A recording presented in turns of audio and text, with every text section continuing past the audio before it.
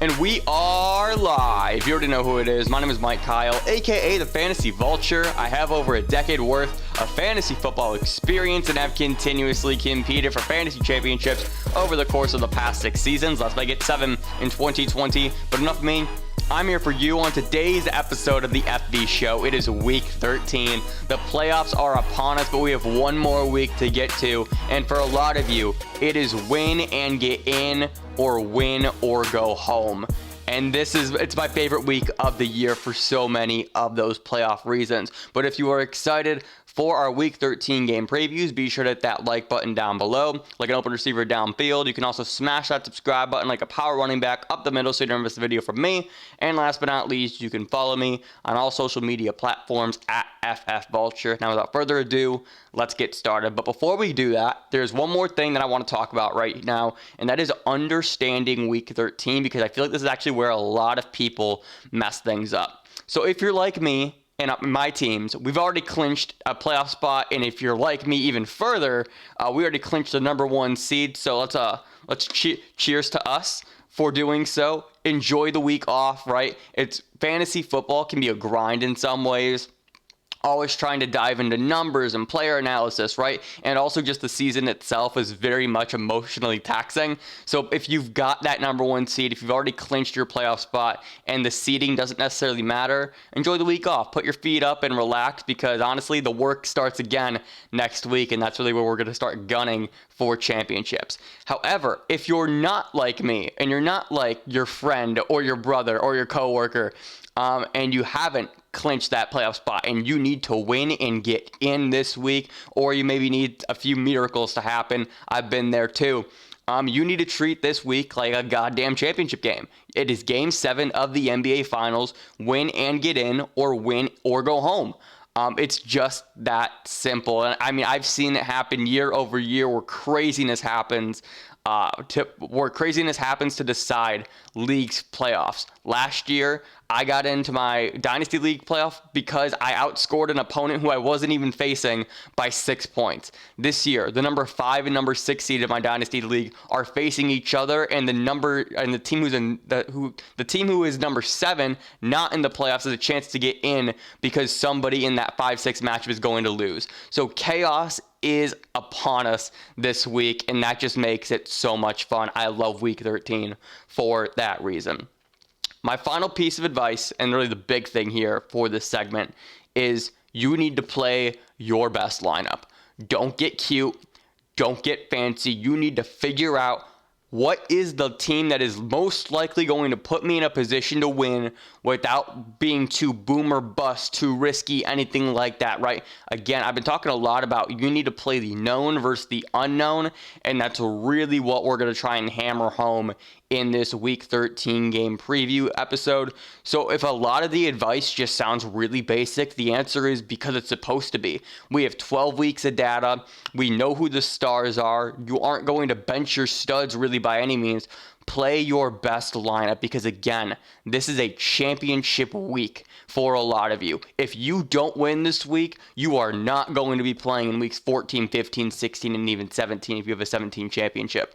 So goddamn, just roll the ball out, put your studs in, and let's play, right? All right, let's dive right in. Teams who are on a bye this week are the Carolina Panthers and Tampa Bay Buccaneers, and this sucks for so many reasons because we have so many fantasy relevant players on these teams, right? You look at a Christian McCaffrey out on a bye. Obviously, he was injured before that, but the bye week definitely hurts. So CMC, DJ Moore, Curtis Samuel, Robbie Anderson. For Tampa, Brady, Rojo, Fournette, AB, Godwin, Evans, Gronk. A lineup of players are MIA for Week 13. And obviously with the injuries going around right now as well, that doesn't really help things either. Luckily for us, the injuries, all things considered, are actually really light this week. But let's dive right into our first matchup. That being the Saints taking on the Falcons. The Saints are favored by 3 points. Taysom Hill's getting the start yet again. The over-under for this game is just 46 points. The Saints do not have anybody on their injury report, and for Atlanta, Julio Jones is questionable with a hamstring, and Gurley is also questionable with a knee injury. They were both limited participants in practice on Friday. Let's go through some start set. For New Orleans, I'm starting Taysom Hill. I'm starting Michael Thomas, and I'm going to start Alvin Kamara. I have full confidence in Taysom Hill and Michael Thomas. Thomas has shown enough with Taysom Hill for me to consider starting him with full confidence. We saw a game 2 weeks ago, where it was like 13 targets, 9 receptions, and Thomas had 100 plus yards, so I'm cool with that. Taysom Hill has been getting it done in both of his starts. You're gonna put him in your lineup in this matchup versus Atlanta again for the second time. But the issue that we have to talk about right now is Alvin Kamara. Last week I was saying you were going to get 70% of Alvin Kamara without the pass catching work. And upon just further investigation and just further understanding of the hit that Alvin Kamara is currently taking with no pass catching volume, you are getting Alvin Kamara at 50% capacity. It's not even 70. It is 50. And the reason why it's 50 and not 70 is because Alvin Kamara is not a guy who's going to get 18 touches a game in terms of carry count. His carry count is going to be pretty much hard capped at 15 on the high end, and in the past 2 games with Taysom Hill, it's been 13 and 11. So Alvin Kamara has never been treated as this workhorse running back. So it's one of the reasons why his pass catching ability is so highly touted, and why it's one of the reasons that makes him one of the best running backs in the NFL, because he's not a workhorse guy. He's never been that. And having that boost in the pass catching game is really the thing that ups his floor and his fantasy production. Just in the course of the past 2 weeks, he's played 50 and 51% of the snaps for the Saints. So where does this leave us with Alvin Kamara? I think you have to play him. I think you have to play him because you have to go down with the ship. He is too talented to try and bench. This is a game where we know what Atlanta has done throughout the course of the season. That's just give up a lot of points, which makes room for Alvin Kamara to get into the end zone at a pretty high probability. You need to play Alvin Kamara. It's not going to feel great. I would love, honestly, low-key, I'm not sure. I'm going to phrase this in a way that I'm not sure if it makes a whole lot of sense, because you're going to be starting him anyway, so what's the point? I like Alvin Kamara as a running back 2 or even a flex option than a running back 1, right? If you have a stable of running backs and you're able to kind of finagle your way to starting 3 of them, and Alvin Kamara is your third guy, I love that for you. If you're starting James Robinson, Raheem Mostert, Alvin Kamara, fucking love that so much. I would definitely try and find a possibility if I had those 3 to get them all in on my lineup, because I know James Robinson's going to be hyper consistent. Raheem Mostert could definitely go off against Buffalo, and that makes it so that Alvin Kamara doesn't have to carry the load on your squad in week 13. Just something to consider. But you're likely playing Alvin Kamara because I can't imagine that you bench him. Yes, the lack of production has been tough, but I think you just have to keep starting him because we know what Alvin Kamara can do on the ground, and that is obviously 50% of his game. For the Falcons, I'm officially off of Matt Ryan. I'm just too scared. Matt Ryan's been a bit unpredictable all season long. And I just don't know if you can start Matt Ryan with confidence in a Game 7 scenario, right? This is just one of those things. Again, you're starting your best lineup, and I don't think that Matt Ryan can be in that. You go through his game log this year. There are games where it's 30 points, 31, 35, 28, 27, but there are just a whole lot of duds in there too. 13, 15, 8, 7, 15. You can't start Matt Ryan in this matchup, and it sucks because we know he has the weapons to get it done, but from what we've seen all season long, the consistency just is not there.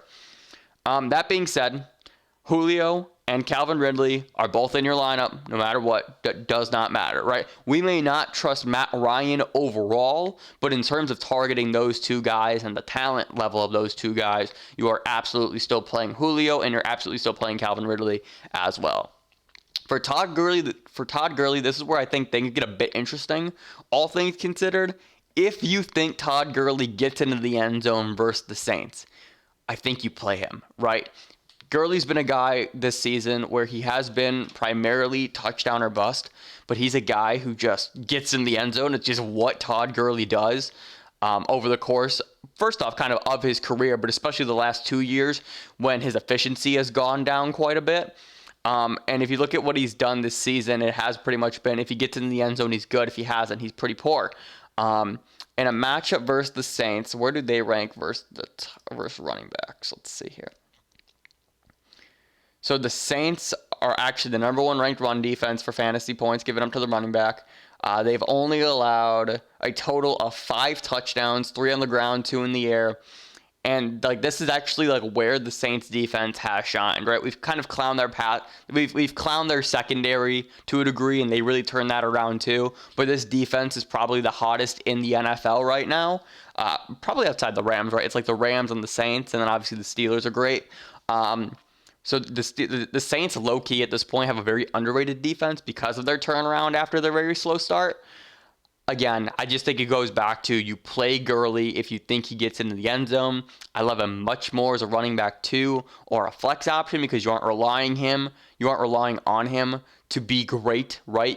It kind of gives you more room to kind of make a mistake if you have to, right? That's where you want your mistake to come from, starting Todd Gurley. I think that's it though. I'm just going through this again, just in my head, and now I'm really just getting the gears turning. Matt Ryan, you can't trust him. Julio, Calvin are up. Gurley, it's whatever you believe. It is whatever you believe. I can tell you this: I am not starting Todd Gurley this week. Again, I'm not in a position where I have to because I already clinched the number 1 seed. But the running backs who I'm starting ahead of him in my lineup are Derrick Henry, Austin Eckler, and Antonio Gibson. And then if I didn't have one of those, Gurley would be my lineup, just to give you some kind of context as to when I'm playing Todd Gurley and when I'm not. More likely than not, I'm going to. But I think that's all I had for this game. Up next, we have the Detroit Lions taking on the Chicago Bears. The Bears are favored by 3 points in this game, which, I mean, listen, I don't like the Lions just defensively as much as you guys do, right? But the Bears, it's one of those things where it's the only reason why the Bears are favored in this game is because of their defense, and it's just that kind of craziness taking place right now in the NFL where the Bears are favored by 3 with no offense whatsoever. The over-under for this game is 45, which speaks to that exactly. This is Darren Bevel's first shot at being a head coach in the NFL. He's taking over for the previously let go Matt Patricia for the Lions. Injuries for this game: Kenny Galladay's out with that hip injury. DeAndre Swift is questionable with a non-COVID related illness. And Matt Stafford is questionable with thumb injury. Swift did not practice Thursday or Friday. Matt Stafford was limited all week. Swift, if he does play, is expected, quote, limited work. And that is something that we have to consider going forward. For Chicago, Allen Robinson is questionable with a knee injury. This happened last week. He missed 1 day of practice and then came back and suited up. So I expect the same thing there. And then Darnell Mooney was also questionable with the knee injury. He did not practice on Friday. Allen Robinson was limited on Friday. I believe he did not practice on Thursday. I do expect both guys to play, all things considered. Mooney popping up this late on the injury report honestly doesn't feel like a big deal to me. Start sits for this game. The only player I'm willing to start with any level of confidence for the Detroit Lions is TJ Hawkinson, just because, again, the consistency that he's shown this season has been second to none. If it wasn't for Travis Kelce, it would be TJ Hawkinson just being the most consistent tight end throughout the course of the fantasy football season. I don't really have any interest in playing Adrian Peterson, Kerryon Johnson, or DeAndre Swift. If Swift is being limited, and we know how great this Bears defense is, we're not it just goes back to where we were at during weeks 1 through 7 of this year, where it was that three-headed monster, and you divide that three-headed monster up against one of the best run defenses in the NFL. That's not a matchup that I want to play by any means. So I'm actually off on all of the Lions. And with that being said, without Kenny Galladay and Stafford being limited with that thumb injury, how can you start Stafford in this matchup as well? How can you start Marvin Jones here? I'm just not excited about any of the Lions outside of Hawkinson. If you want to run the risk, I can't stop you, but I just highly advise to try and look at all of your options before you throw a Detroit Lion in your starting lineup not named TJ Hawkinson. For the Bears, Allen Robinson should be in your lineup. The reason why I say should be is because I myself am not playing him this week, and it's not because he's bad. And this matchup versus Detroit is actually great. Jeff Okudah is out of this game for Detroit with a shoulder injury, I believe it is. But I have Robert Woods and I have Justin Jefferson against Jacksonville instead. And I always start a third running back at my flex position, so I just don't have room for Allen Robinson in my lineup this week. And listen, I'm more than okay with that because we know that Allen Robinson has this level of variance with him this year just because, quarterback play, right? So Allen Robinson should be in your lineup, but depending on your wide receiver depth, I understand not playing him. Again, the guys that I have Robinson, I have Woods, I have Jefferson, I have Deebo Samuel, right? Like my wide receiver core is perfectly fine where I don't need to play Allen Robinson in that way this week. But that is completely team dependent. More likely than not, you are absolutely playing him in this matchup. And then lastly for Chicago, David Montgomery has been hyper consistent all year. This is one of the things I was talking about in the preseason, and it's carried over this year. Montgomery and David Johnson are just two guys who, no matter what, they're going to finish with double-digit fantasy points, but it's going to be in that 10 and 12-point range, and that's just enough to be consistent and to not kill your team every single week, right? Like, you'll gladly take that from your running back, too, or your flex, because where you drafted them this year, they likely are your third running back if you were able to withstand injuries, and if not, they're a great running back, too, for you. So I'm fine starting Montgomery in this matchup versus Detroit. And then Allen Robinson, like I said, should be in your lineup. But that's it for this game. There's really not a whole lot because I'm scared to play a lot of the options here.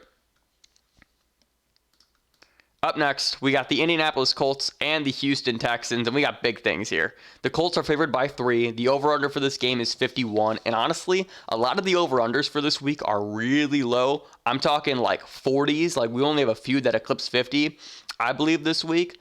And Will Fuller, big story here, was suspended for the rest of the season. So, woo! I don't want to take the victory lap here. I don't want to. I'm not going to. It's going to sound like I am, but I'm not. This was the year that I finally started to come around on Will Fuller. Finally started. Like, it was just, week 6 or 7 where I finally gave him his due. And of course, Will Fuller fucking blows it after that. So Will Fuller was the number 7 wide receiver in points per game up until this point, and you just lost that for your playoff run, for your championship run, for your get into the playoff run. It's brutal. Like, what a crushing blow. Not only for Will Fuller, but for this Texans offense and for Deshaun Watson as well. But besides that, injuries here, none for this game whatsoever, so we'd love to see that. This brings us to our start-sit questions for this week. For the Colts, I have this in all caps in my notes. You cannot play a Colts running back in Week 13. I know the matchup for the Texans is great. They have not been able to stop the run all year. I do not care. I'm going to say that again, looking dead into the camera. I do not give a shit.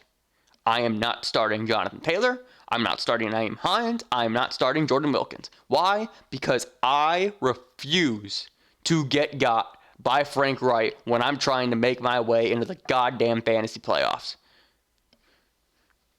It's one thing to do it in Week 7.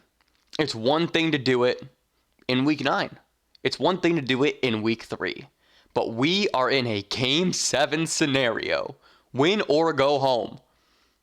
And you want to try and put your faith into an Indianapolis Colts running back who have been up and down, 3 of them.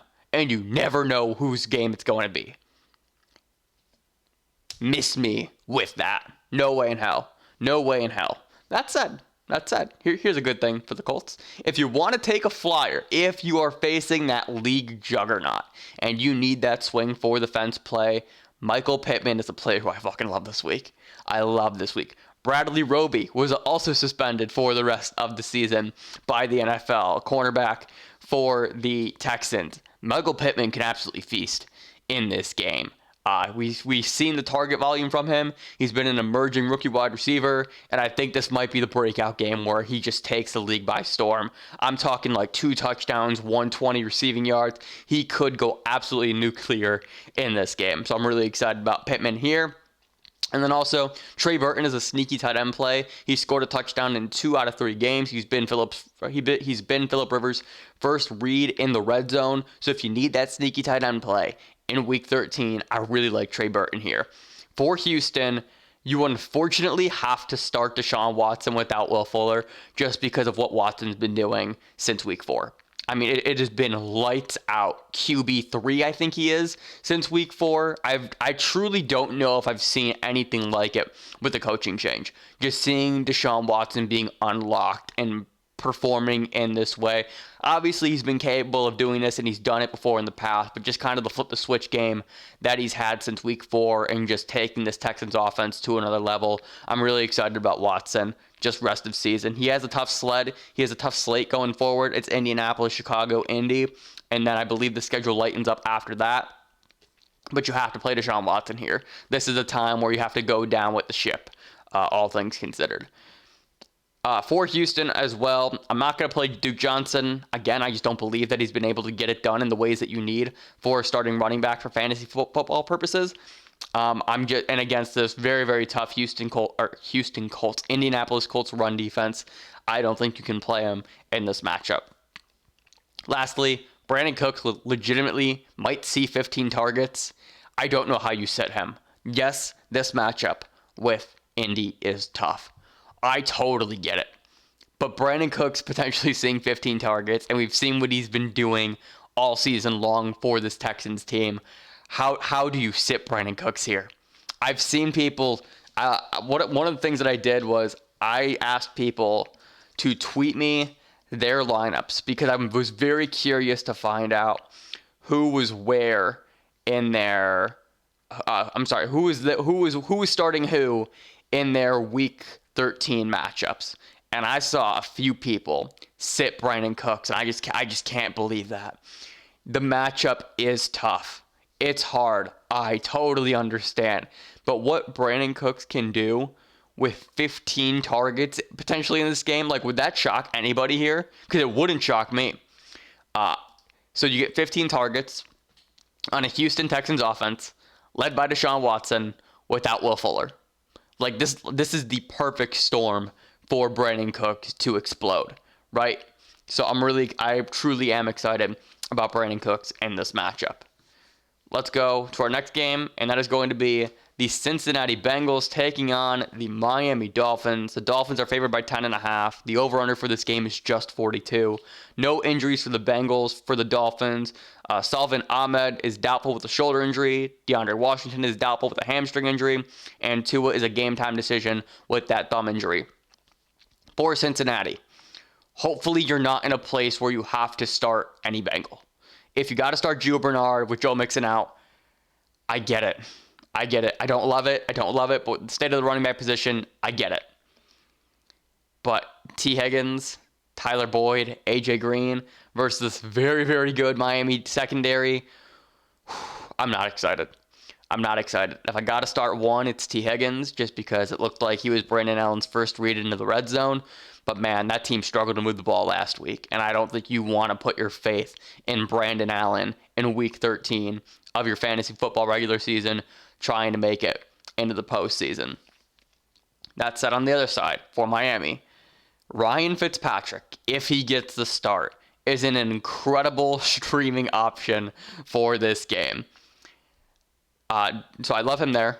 Devonte Parker is likely in your lineup. Very, very similar to Allen Robinson. Like, I kind of view those guys in the same category in a way where they're both super talented wide receivers, but you can always make the case for starting other players ahead of them, right? Given what your wide receiver depth looks like.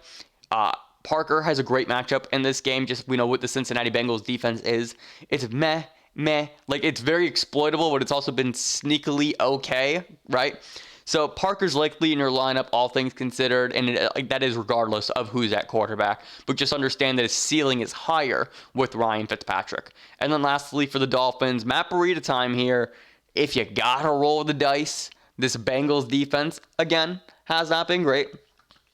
Where do they rank in terms? They give up 19 points per game to the running back this year. So that's pretty good. With Myles Gaskin, I don't think Gaskin plays in this game. I'm going to be honest. I really don't. I think they hold him out one more week. It sounds like he's trending upward, but I don't think he's going to. If Gaskin's up, that kind of changes everything. Right? If Gaskin is up, you throw him in. No questions asked. And then just kind of asking yourself that question with Burrito if Gaskin is out. Kind of just along the same lines. I just think you do it. With the way that this Bengals defense is, we look at the spread, the over-under, everything points to this being a easy victory for the Dolphins. That means they're going to run the ball a ton, and that just means more fantasy points for Burrito and or Myles Gaskin, whoever is starting for the Dolphins. Up next, we got the Jacksonville Jaguars taking on the Minnesota Vikings. Quick notes here. This is actually a really easy game, all things considered. The Vikings are favored by 10. The over-under for this game is 51. There are no injuries to note for the Jacksonville Jaguars. DJ Chark is back and healthy after that rib injury.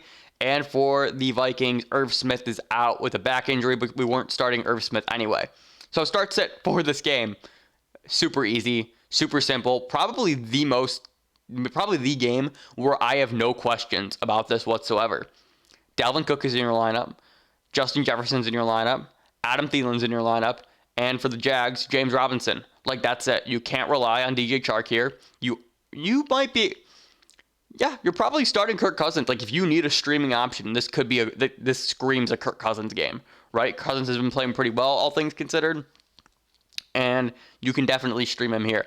Dalvin Cook could go crazy. That is the one place of hesitancy that I have with Kirk Cousins, is this very well could be a Dalvin Cook game where Cook rushes for 230 yards and 3 touchdowns, because the Jags' run defense is just that bad, but their pass defense is just as bad as well.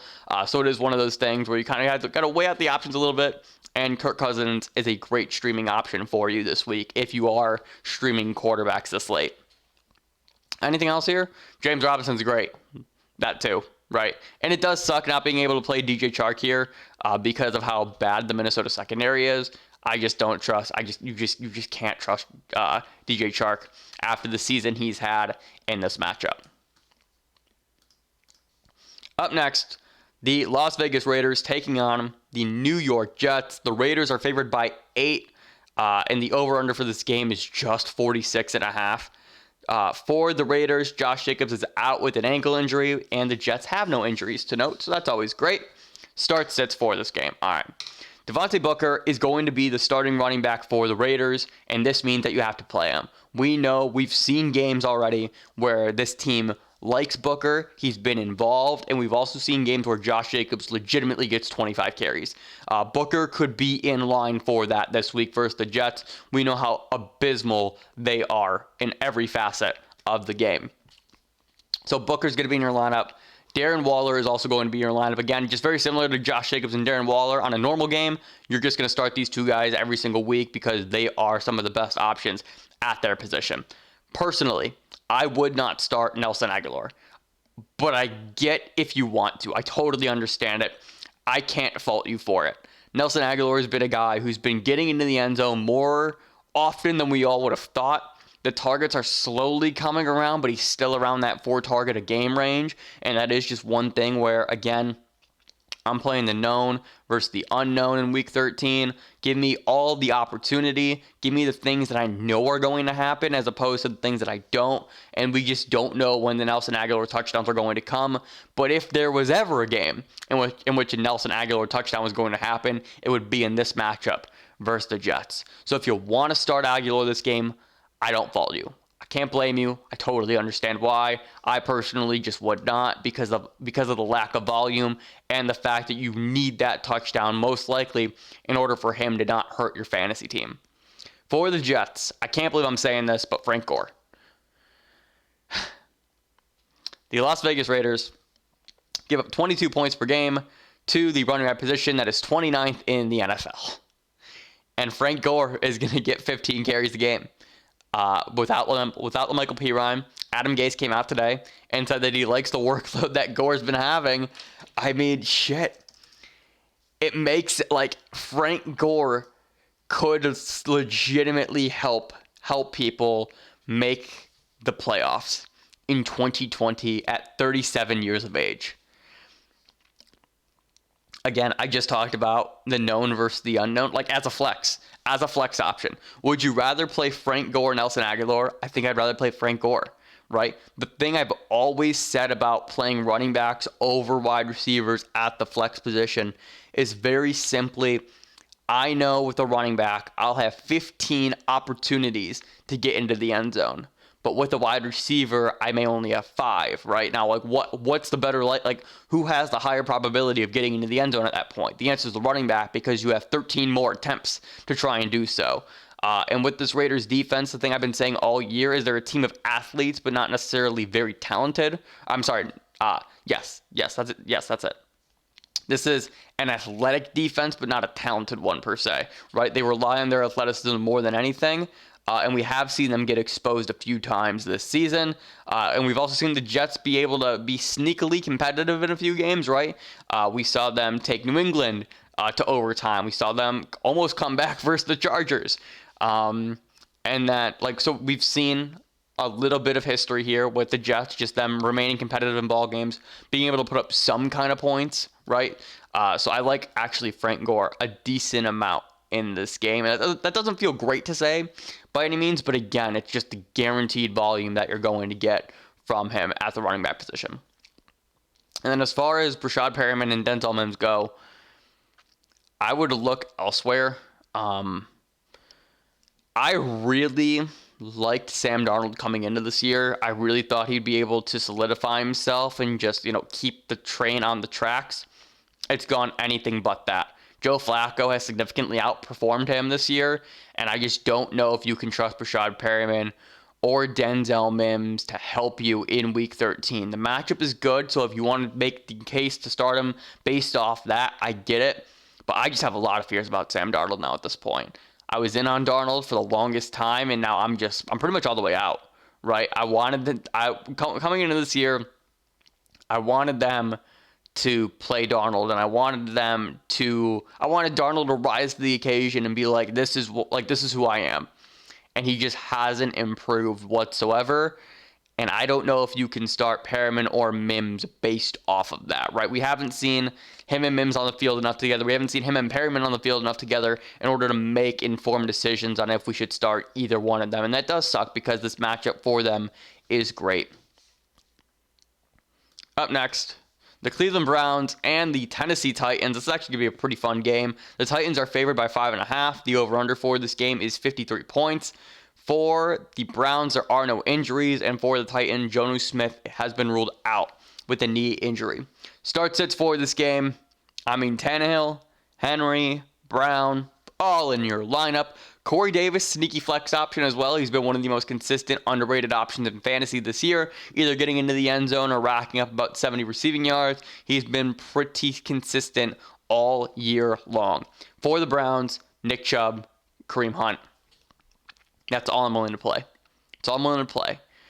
The Titans have an exploitable pass defense. They really do, but I don't want to chase the points with Jarvis Landry or Austin Hooper. I just don't. We've seen it pretty much in spurts, not even in spurts, but like these games just kind of pop up for them with no real sign of consistency. And I'm not willing to take that risk in Week 13 when I need to get a win. I saw Jarvis Landry be picked up for $35 a fab this week, and that felt insane. Just looking at who else was available, it was one of those things where it's like I gotta do math here. You spent 15% of your fab budget for the year on Jarvis Landry because we have a $200 fab system. It was, woohoo! I could not believe it. Any other notes for this game? Anthony Fercher, tight end for the Titans, becomes a bit more interesting. We've seen him get into the end zone a few times this year, and we know that the Browns have been giving up points to the tight end position all year long. So if you are desperate for a tight end play, I kind of like him in this matchup. I think it makes a lot of sense. The Browns give up 10 fantasy points per game to the tight end position this year. We've seen big games from Dallas Goedert, from Mark Andrews, from Eric Ebron, I believe. Just early on in the season, they gave up a lot of points, and then I called Dallas Goedert going off against them last week. So it's just one of those things where the numbers line up for you to play Anthony Fercher in this matchup. He might be able to get into the end zone if you need that real sneaky, real deep tight end play this week.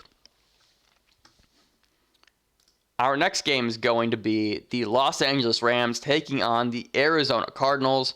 The Rams are favored by 2.5 points. The over-under for this game is 48. There are no injuries to note for either side. Start sits for this game include Robert Woods and Cooper Kupp. You are absolutely starting them for the Los Angeles Rams. And very similar to the Indianapolis Colts, I have in all caps, you cannot rely on a Rams running back in Week 13.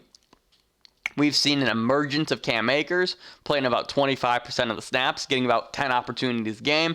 We've seen Darrell Henderson's volume decrease. We've seen Malcolm Brown's volume increase. I don't know what the fuck's going on in Los Angeles. Sean McVay, figure it out. I understand you're buddies with Kyle Shanahan and you kind of stole this three-headed monster from him. But guess what? The difference is we had Raheem Mostert going crazy and being the lead guy, and here we have no idea who it's going to be. I cannot imagine trying to rely on a Darrell Henderson, on a Cam Akers, on a Malcolm Brown in Week 13. I would rather start Booker. I would rather start Frank Gore. I would rather start Matt Breida. Right? Take the guaranteed volume of these other running backs who could be on your waiver wire over the dart throw that is the Rams running backs right now. For Arizona, Kyler, Drake, Hopkins, all in your lineup. I can't play Christian Kirk here. After that crazy 4-game stretch that he had, he has not been productive. And you can probably start Chase Edmonds here, even though I can't get myself to do it, personally. Maybe it is just my lack of love for third down running backs and just scat backs in general. But you look at what Chase Edmonds has done, it's been very fringe, right? Very fringe double digits, 10, 9, 12, 6. Those are his fantasy points over the course of the past 4 games, and we got this great run defense in the Rams. So I'm not excited about starting Chase Edmonds in this game, especially if it's really close. There's not really going to be a need for them to utilize him in a full, play from behind game script. And I'm just more comfortable starting Kenyon Drake over him this week. Up next, the New York Giants and the Seattle Seahawks. Seattle's favored by 11. Over-under for this game is 47.5. Injuries to note here. Daniel Jones is doubtful with that hamstring injury. And for Seattle, Carlos Hyde is questionable with a toe injury. This stinks. The reason why this stinks is because of Daniel Jones' injury and the fact that Colt McCoy is starting. The Giants wide receivers had an opportunity here to go crazy against the Seattle secondary. You're looking at, this had Darius Slayton game written all over it. This had Sterling Shepard game written all over it. Even Golden Tate maybe, if you really wanted to get crazy, right? But with Colt McCoy, you can't start any of these guys. You just can't do it. Don't put yourself in a position where you're relying on a Giants wide receiver with a Colt McCoy quarterbacking this team. Just not worth it. Please don't do that to yourself. That being said, Wayne Gallman is a player who I really like this week. Since he's taken over for Saquon Barkley, he has been one of, if not the most consistent running backs in the NFL. Consistently gets in double-digit fantasy points. Consistently has gotten into the end zone, and I really do like Wayne Gallman in this matchup here. For Seattle, you know the drill. Lockett, Metcalf, Russ, Carson. The one thing I do have to say here, though, regarding Tyler Lockett, it has been hell trying to start Lockett. He's been great, and then he's been terrible. And then a string of terrible, and then a great game. But you might be forced to go down with the ship here. With the way that this Giants defense is taking away their number one option for the most part, this is a better defense than a lot of people give them credit for. James Bradbury has been great all season long.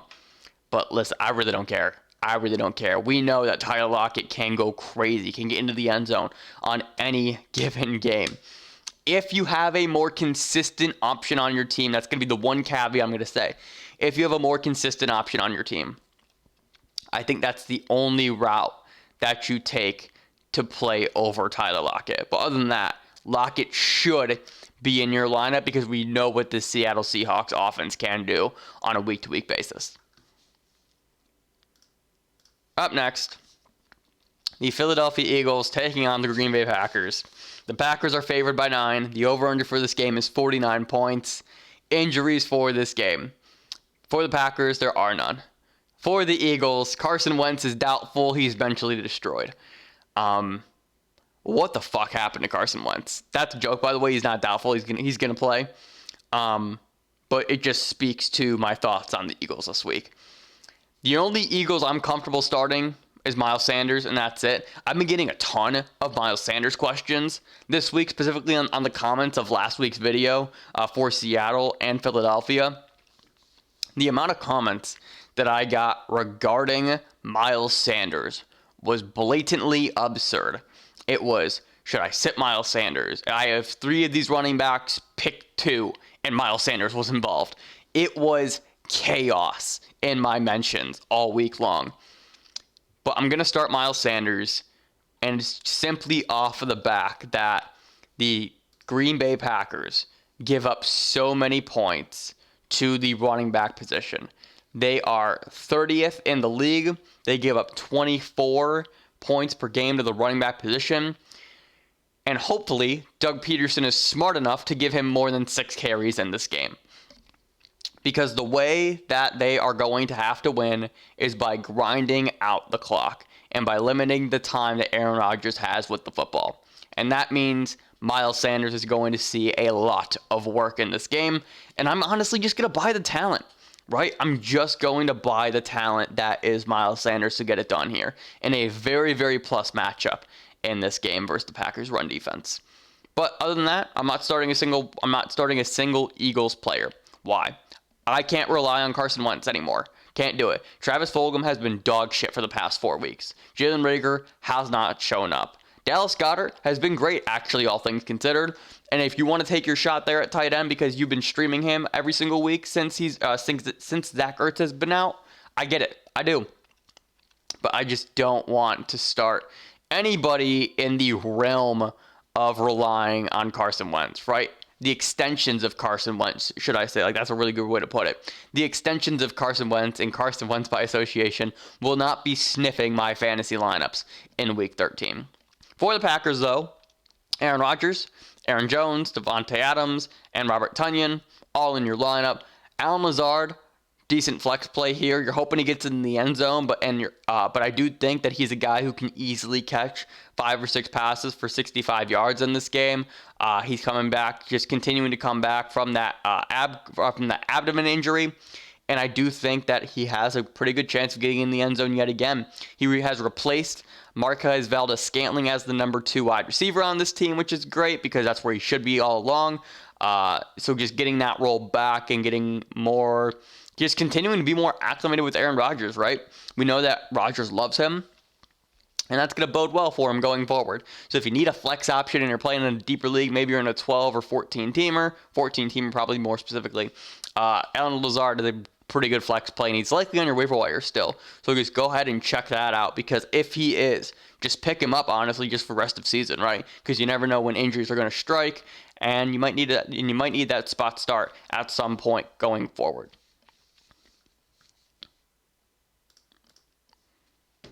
The New England Patriots are taking on the Los Angeles Chargers. The Chargers are favored in this game by 1.5, and that just shows how far the Patriots have fallen.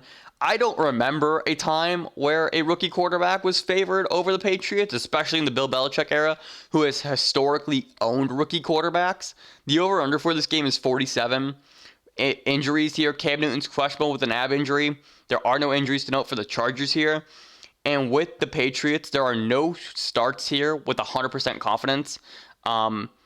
Yes, this Chargers defense is batting and beaten down, and it can be exploited. But when you're looking at guys who you're automatically throwing into your lineup, there are none. Cam Newton has been pretty good off of the back of rushing touchdowns and just rushing yards this year. He's only had 2 games where he's thrown the ball well. Damian Harris has been a guy who's been great if he gets in the end zone and meh if he isn't. And then James White has finally started to come around with the loss of Rex Burkhead. So if you're going to start anybody in the Patriots, it's those 3 guys. And I'm not really thrilled about starting any of them in Week 13, to be honest. Cam if you have to. Damian Harris if you have to. James White if you have to. Like, those are just the labels that I'm putting on these guys this week, if you have to. For the Chargers, though, Herbert, Eckler, Keenan Allen, Hunter Henry, all in your lineup with full confidence here. And the big question I have is, are you spinning the wheel on Mike Williams this week? I don't know. When I was going through my game notes here, and I'm going through each game, and I'm going through each team and the players, this is the one question that I do not have an answer for. I can't blame you if you are, but I can blame you if you are. Let me explain. Mike Williams has a crazy ceiling every single week. I mean, we are talking a 70-yard touchdown is always in the realm of possibility. 2 40-yard plays are always in the realm of possibility. Are you spinning that wheel in a Week 13 matchup where you need to win to make it to the playoffs? I get why you would, because it's what Herbert has been willing to do all season long. But are you willing to do it against the Patriots defense and just what Bill Belichick has historically done to rookie quarterbacks? I don't know. I'm thinking about it now, and like, if I have Michael, I lean no. And the reason why I lean no is because I just like consistency here. It's very similar to trying to start a Colts running back in weeks 3, 7, and 9, where you have the opportunity to kind of take the hit, but I'm not willing to take the hit in week 13.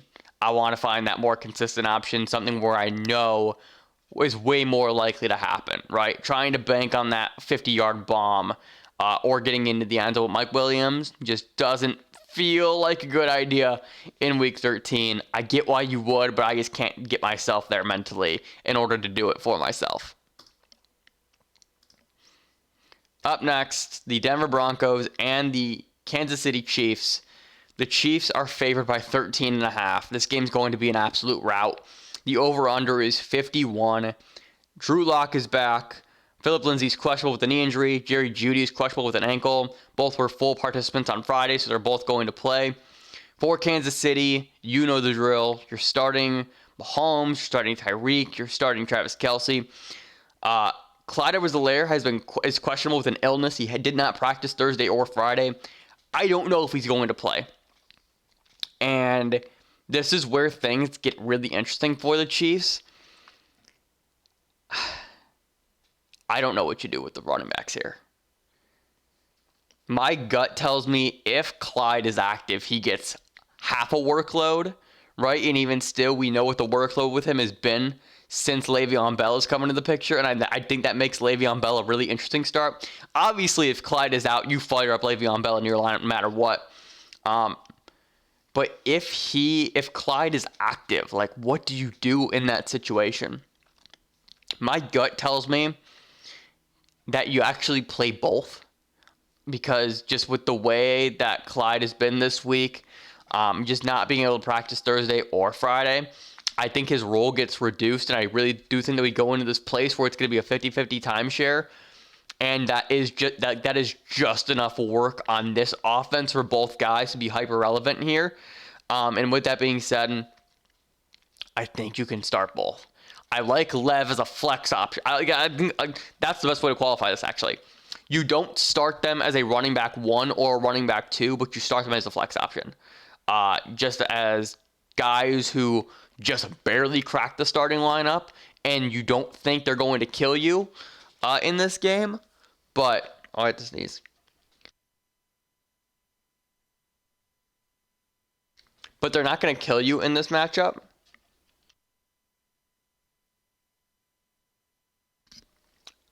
but you hope that they're able to get it in the end zone or at least catch a few passes, or they're just going to get onto the field in garbage time and do something.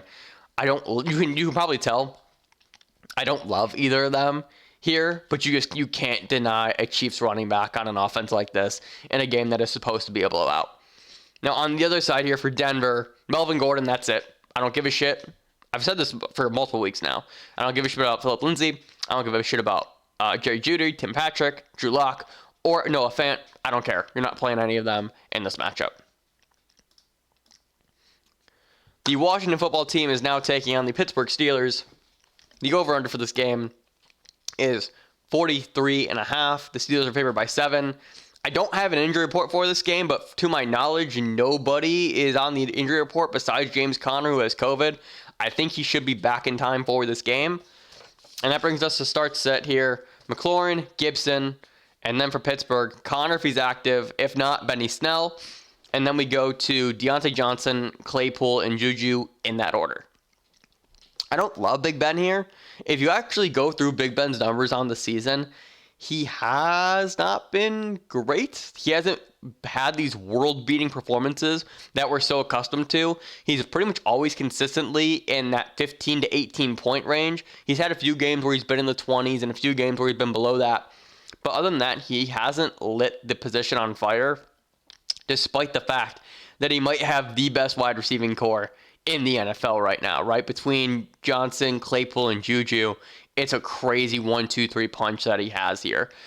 So if you got him, you can start him. Like, if he's been your guy all season long, like, you continue to play him. I'm not saying that. I'm not saying sit him, but I'm just saying that I just kind of lower my expectations now a little bit on Big Ben, because there have been plenty of times this year where I've said Big Ben is an auto start, and he hasn't come through for you in the way that I am expecting him to.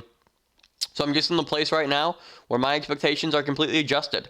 Big Ben's going to be a guy who gets you 18. He's not going to hurt you. He's not going to kill you. And he's going to be just fine at the quarterback position. But just talking about the other options specifically, James Conner's always in your lineup pretty much if he's up and active.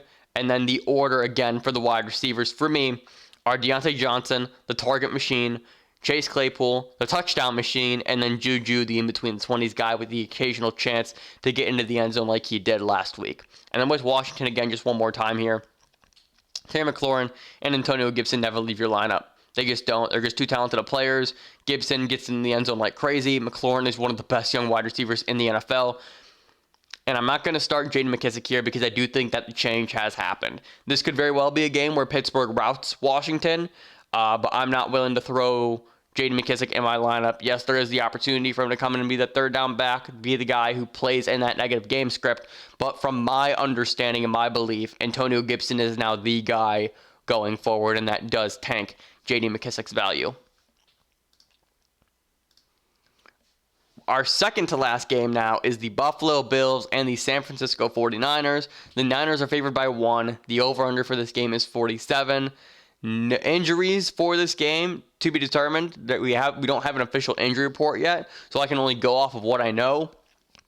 And that is, once again, John Brown is going to be inactive. He's on IR. And then for the 49ers, the big thing here is Deebo Samuel looks like he is going to be good to go for this game with that hamstring injury yet again. Start sits, that being said, Josh Allen, Stephon Diggs, Cole Beasley are in your lineups. Allen and Diggs never leave your lineups, obviously. And then Cole Beasley is that sneaky flex start without John Brown, because we know that the chemistry between Allen and Beasley is great, and Beasley can easily see 8 targets in this game. And then for the 49ers, Mostert in your lineup, Deebo kind of in your lineup, right? Like, have we seen enough from Deebo Samuel to where you're starting him in this game versus Tre'Davious White, versus Jordan Poyer, and this Bills secondary overall?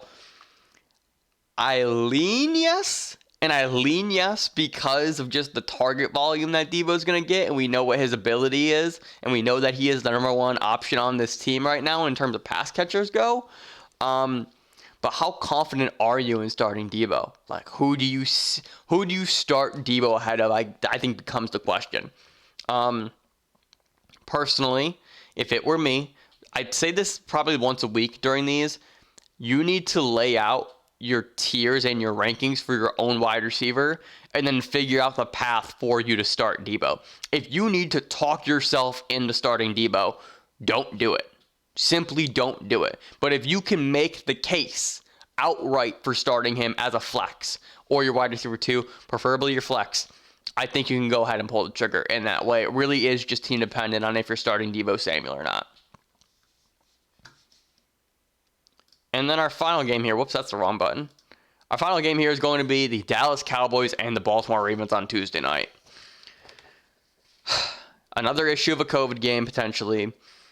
The Ravens are favored by 7.5. The over-under for this game is 45. Injuries, to be determined. I don't know what the situation here is. Is Lamar Jackson going to play with COVID, coming off of COVID? Is Mark Andrews going to play coming off of COVID? It looks like Ingram, Dobbins, and Gus Edwards should all be good to go. But now this just becomes a question of what do we do in terms of start sit? Because these are decisions that you have to make by Sunday, essentially, for your lineups. And that's tough. Like, I have multiple scenarios written down here in my game notes. So let's go over scenario A. Scenario A is Baltimore is everybody back and healthy. That means you are starting Lamar. You are starting Mark Andrews.